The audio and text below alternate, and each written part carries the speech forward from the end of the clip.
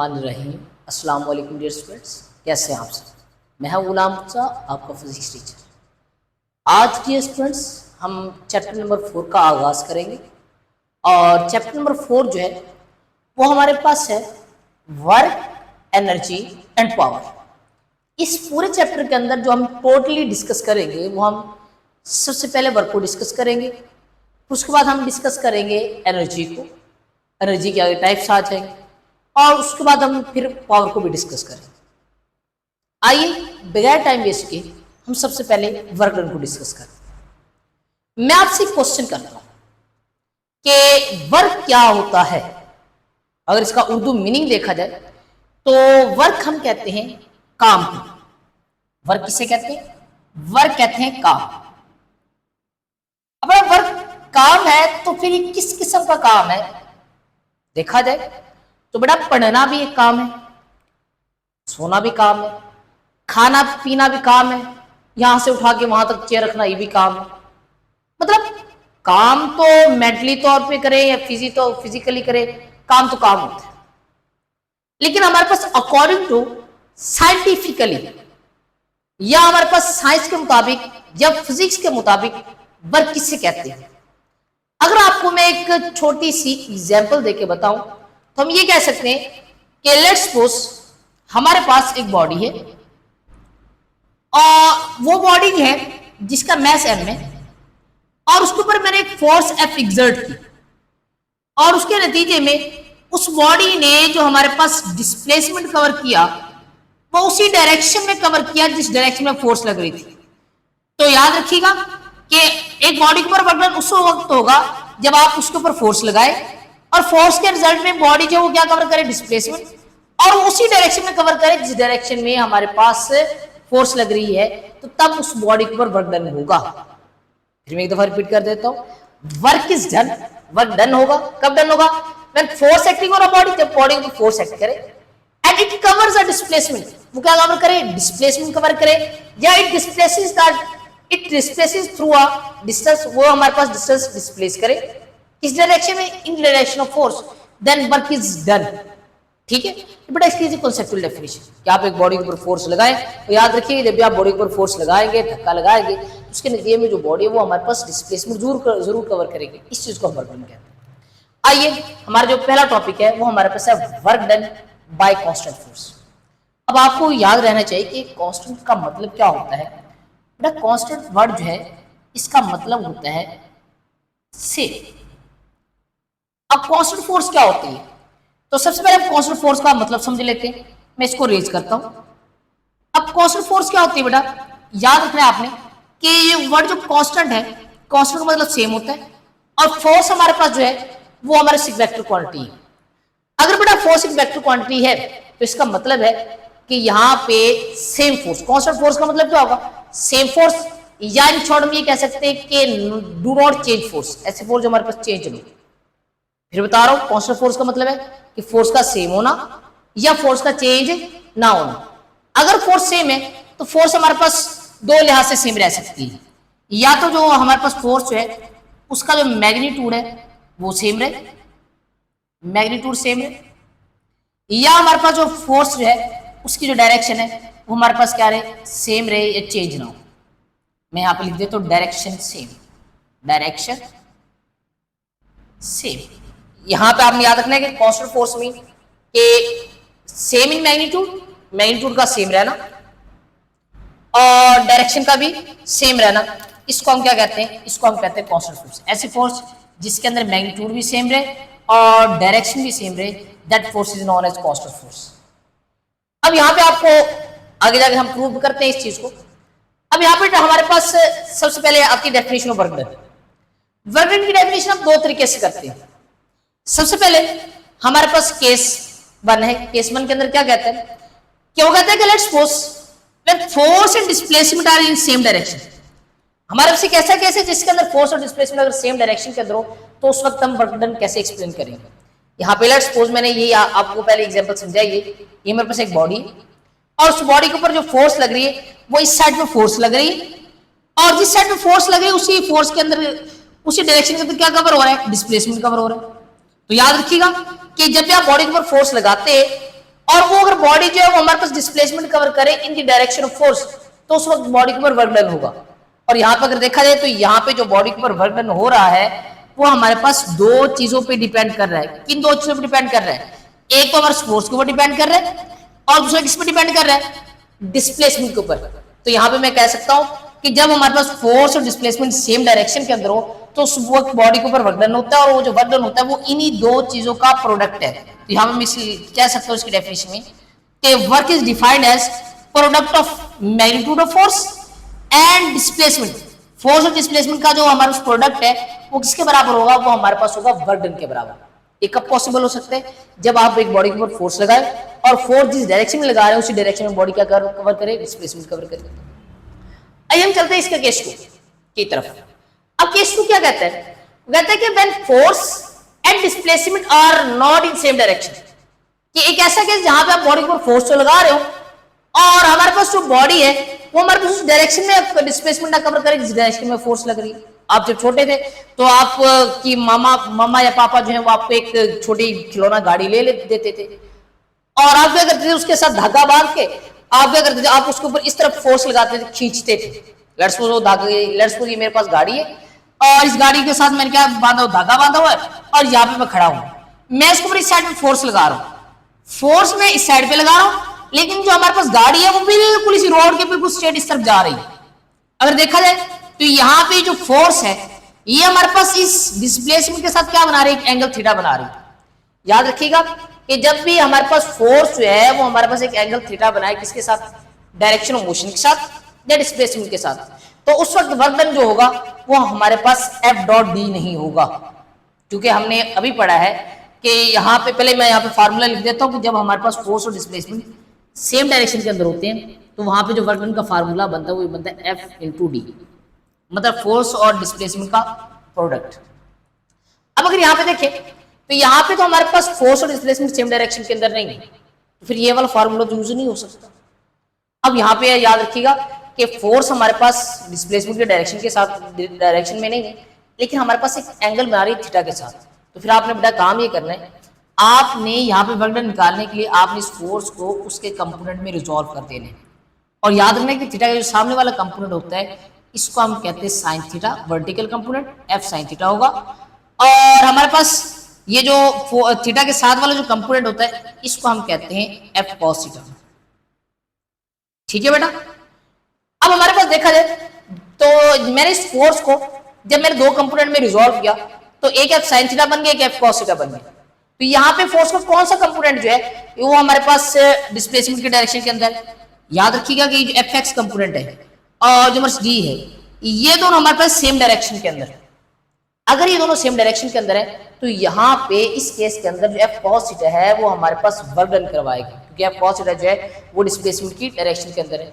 तो यहाँ पे जब हमारे पास फोर्स और डिस्प्लेसमेंट सेम डायरेक्शन के अंदर नहीं होते तो इसका मतलब ये है कि हमारे पास जो फोर्स है वो हमारे पास इस डिस्प्लेसमेंट के साथ एंगल थीटा बना रही, तो उस वक्त वर्क डन जो होगा वो हमारे पास क्या होगा उसकी पहले हम डेफिनेशन कर लेते हैं। वो जो वर्क डन है ये हमारे पास दो चीजों का प्रोडक्ट होगा। किस चीज का प्रोडक्ट? हमारे पास एक तो डिस्प्लेसमेंट के मैग्नीट्यूड का, दूसरा हमारे पास उस कंपोनेंट ऑफ फोर्स का। तो यहाँ पर डेफिनेशन यूज करते हैं कि हमारे पास product of a magnitude of displacement and component of force in the direction of displacement, कि हमारे पास जब हमारे पास फोर्स और डिस्प्लेसमेंट जो है वो एंगल थीटा बना रहे हो तो उस वक्त हमारे पास जो वर्क डन है वो हमारे पास डिस्प्लेसमेंट और कंपोनेंट ऑफ फोर्स जो इन द डायरेक्शन ऑफ डिस्प्लेसमेंट हो, इन दोनों का प्रोडक्ट होगा। तो यहाँ पे अगर मैं फार्मूला लिखूं तो फार्मूला सिंपल ये होगा कि W is equal to work done, और इसका किसके साथ प्रोडक्ट करना है? इसका प्रोडक्ट करना है डिस्प्लेसमेंट और कंपोनेंट ऑफ फोर्स। तो यहाँ याद रखिएगा कि यहाँ पे जो दो कंपोनेंट फोर्स है, एक एफ साइन थीटा है, एक एफ कॉस थीटा है, लेकिन मैंने कौन सा कंपोनेंट लेना है? वो कंपोनेंट हमारे पास फोर्स का जो डिस्प्लेसमेंट की डायरेक्शन के अंदर हो, तो कौन सा हमारे पास डिस्प्लेसमेंट की डायरेक्शन के अंदर है? F cos theta. तो यहाँ पे क्या लिखूंगा? फोर्स की जगह पे एफ कॉस थीटा। तो यहाँ पे मैं लिख देता हूँ एफ कॉस थीटा। अब अगर मैं एफ कॉस थीटा और डी को मल्टीप्लाई करूँ तो ये बन जाएगा W is equal to F d cos theta. तो ये हमारे वर्क डन का फार्मूला बन गया। ये वर्क डन का फार्मूला तब बनेगा जब हमारे पास एफ और जो डी है ये दोनों हमारे उसके एंगल थीटा बना रहे हैं। याद रखिएगा इस फार्मूले के अंदर ये जो एफ है ये हमारे पास जो है वो अप्लाइड फोर्स है और जो हमारे पास डिस्प्लेसमेंट है वो हमारा जो डी है वो हमारे पास यहाँ पे है, जो है वो डिस्प्लेसमेंट है। और जो हमारे पास थीटा है इस केस के अंदर वो एंगल है, किन चीजों के दरमियान एंगल है, डी और एफ के दरमियान एंगल है। तो यहाँ पे ये हमारे पास एक डेफिनेशन कंप्लीट हो गई।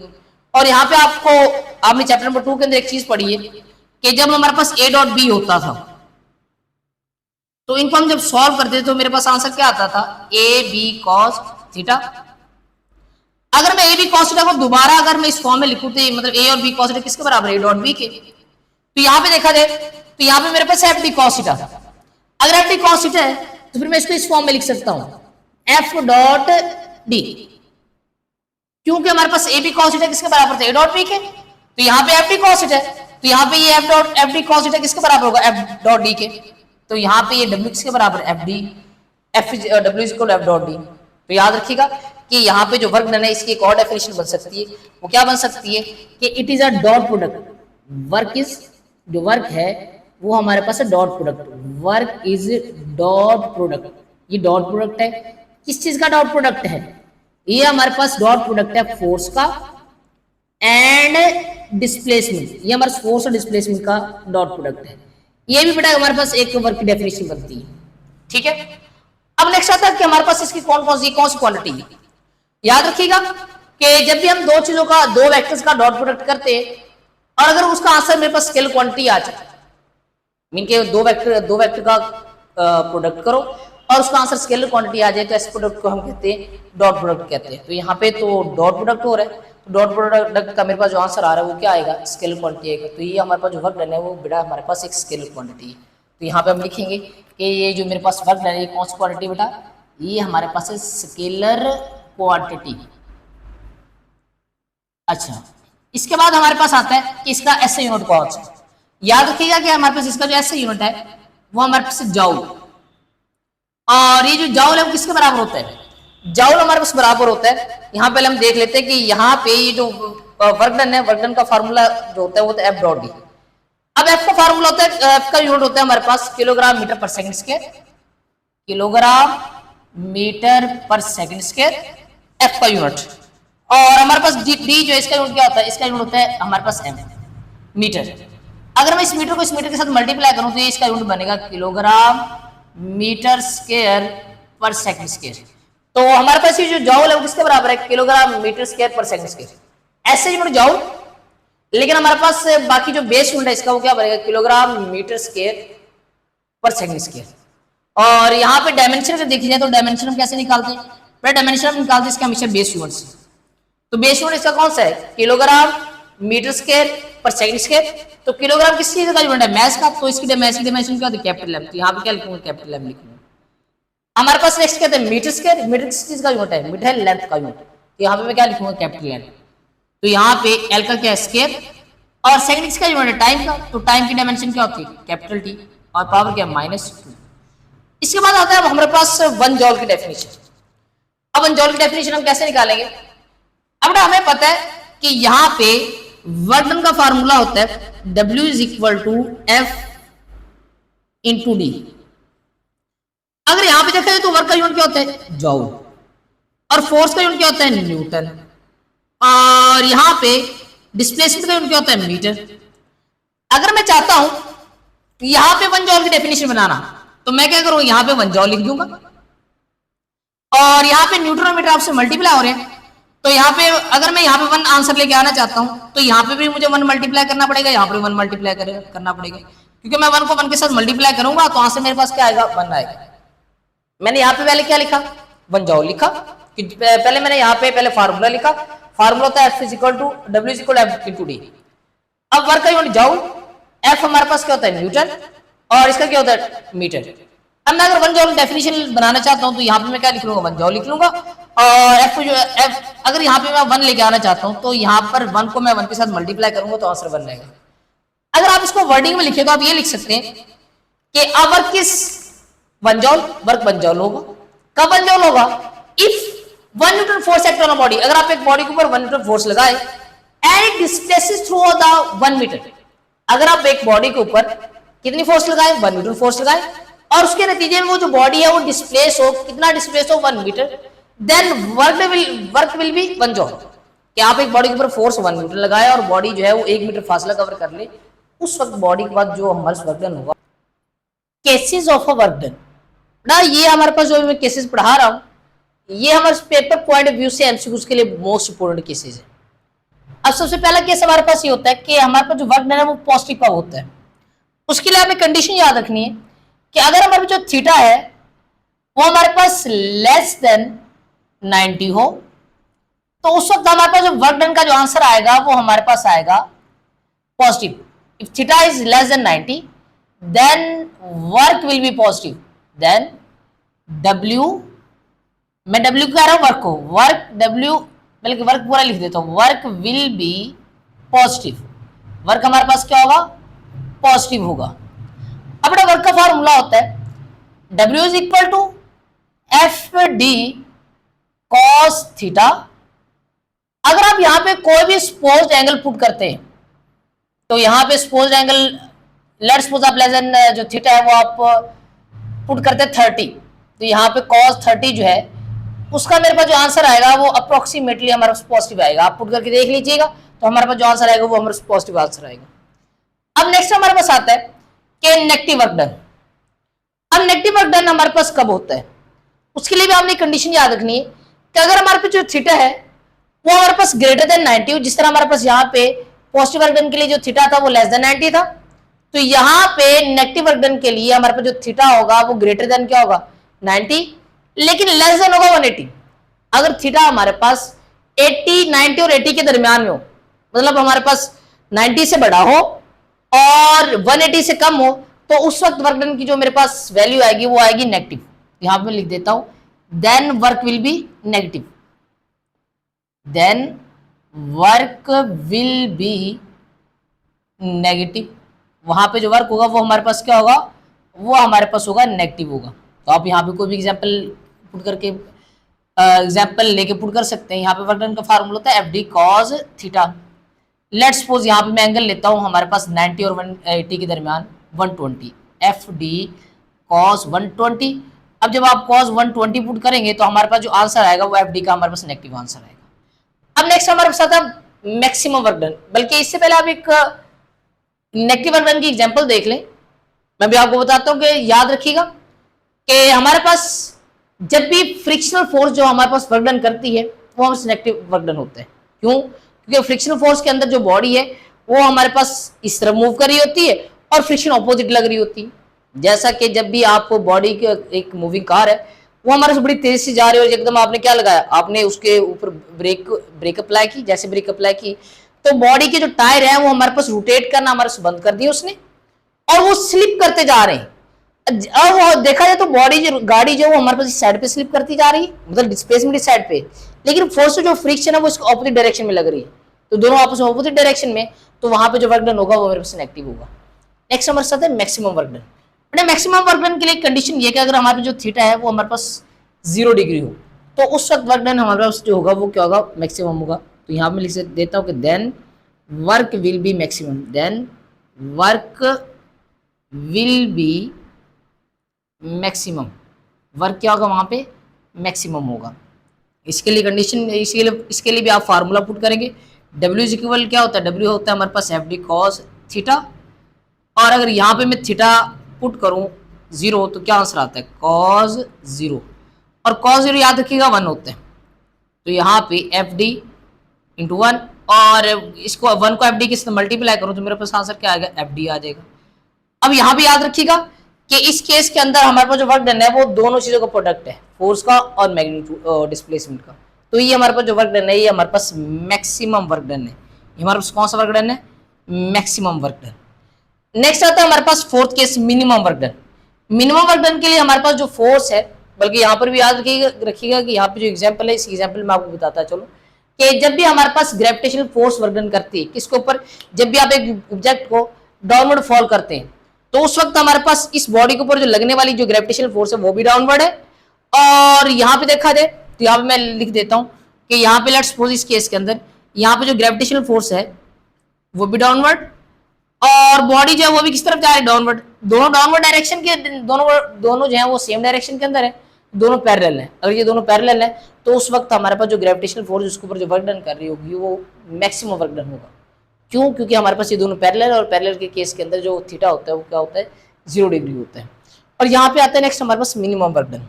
बड़ा मिनिमम वर्क डन सिंपल ही होता है कि जब हमारे पास दो बॉडीज के दरमियान जो एंगल है वो 90 हो, तो यहाँ पे अगर लेट्स सपोज फोर्स और डिस्प्लेसमेंट के दरमियान एंगल 90 हो तो वहाँ पे हमारे पास जो वर्क डन आएगा वो मिनिमम आएगा। तो चलिए हम यहाँ पे पहले प्रूव कर लेते हैं वर्क डन का आंसर क्या होता है। वर्क डन का फार्मूला होता है एफ डी कॉज थीटा।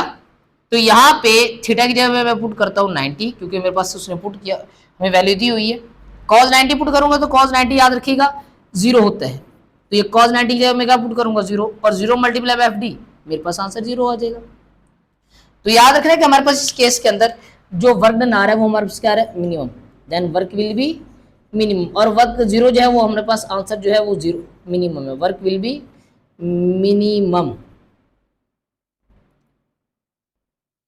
अच्छा जी, अब यहाँ पे नेक्स्ट क्या करते हैं, ये हमारे पास बड़े 4 केसेस है, इसको आप अच्छी तरह पढ़ लीजिएगा, एंगल्स याद रखिएगा, ये आपके एमसीक्यूज के अंदर आते हैं। अब बेटा हमारे पास आता है ग्राफिकल रिप्रेजेंटेशन। बेटा आपने इसको अच्छी तरह समझना है क्योंकि आगे जाके हमारे पास 2-3 लॉन्ग क्वेश्चन के अंदर हमने ये ग्राफिकल जो मेथड है वो हमने अगर रिजॉल्व भी करना, प्रूव भी करना है। अब ग्राफिकल रिप्रेजेंटेशन क्या है, इसको हमने सिंपली याद रखना है कि जब भी आप फोर्स और डिस्प्लेसमेंट का ग्राफ ड्रॉ करें, क्योंकि हमारे पास जो वर्क डन है, वर्क डन का जब भी मैंने ग्राफ ड्रॉ करना है तो वर्क डन के अंदर हमारे पास 2 ही चीजें आती हैं, एक फोर्स आता है और डिस्प्लेसमेंट आता है। तो आपने यहाँ पे जो ग्राफ ड्रॉ करना है वो भी आपने फोर्स और डिस्प्लेसमेंट का ड्रॉ करना है। तो याद रखना है कि हमारे पास फोर्स और डिस्प्लेसमेंट की जो कर्व है उसके नीचे जितना भी एरिया आएगा वो हमारे पास वर्क डन के बराबर होगा। ये बात आपने याद रखनी है और यही बात हम आगे लेके प्रूव करेंगे कि area under the force displacement graph, force और डिस्प्लेसमेंट ग्राफ के नीचे जो एरिया आएगा वो हमारे पास वो एरिया जो किस चीज को रिप्रेजेंट करेगा, वर्क डन को रिप्रेजेंट करेगा। इस चीज को हम प्रूव करते हैं। हमने पहला केस पढ़ा था कि when force don't very, very का मतलब चेंज ना हो, अगर एक बॉडी के ऊपर कांस्टेंट फोर्स लग रही है और वो सेम डायरेक्शन में जा रही है, जैसा कि यहाँ पे मैं आपको पहले बता चुका हूं, ये बॉडी है और इस बॉडी के ऊपर पूरे जर्नी के अंदर फोर्स लेट्स सपोज एफ लग रही है और वो उसी डायरेक्शन में हमारे मूव करती जा रही है, और बॉडी के ऊपर फोर्स सेम फोर्स लग रही है और सेम डायरेक्शन में जा रही हो, तो उस वक्त हमारे पास जो ग्राफ आता है वो बिल्कुल इस तरह का हॉरिजॉन्टल ग्राफ होता है, हॉरिजॉन्टल लाइन आती है अलोंग डिस्प्लेसमेंट। ये मेरे पास फोर्स है और डिस्प्लेसमेंट कर्व है। तो यहाँ पे याद रखिएगा कि व्हेन फोर्स डोंट वेरी, मतलब वो वेरी नहीं करती, चेंज नहीं होती, then graph will be horizontal line, जो ग्राफ होगा वो क्या होगा, हॉरिजॉन्टल लाइन होगा। तो ये मैंने हॉरिजॉन्टल लाइन ड्रॉ की हुई है और इसके नीचे जो मैंने एरिया वो शेड कर दिए, मैंने यहाँ पे किया जो एरिया सारे शेड कर दिए। अगर शेडेड एरिया देखा जाए तो इस शेडेड एरिया मेरे पास एक शेप बन रही है, किस चीज की शेप बन रही है, ये हमारे पास जो शेडेड एरिया जो है वो इस केस के अंदर हमारे पास एक रेक्टेंगुलर शेप बन रही है। और अगर मैं यहाँ पे इस ग्राफ को अगर मैं स्टडी करूं तो मैं यहाँ पे सिंपल स्टडी कर सकता हूं कि इस ग्राफ के नीचे जो एरिया आ रहा है, अगर मैं एरिया कैलकुलेट कर लूं किस चीज का, फोर्स और डिस्प्लेसमेंट कर्व का, तो वहां पे मैं इस ग्राफ के थ्रू क्या कर सकता हूं, वर्क डन फाइंड कर सकता हूं।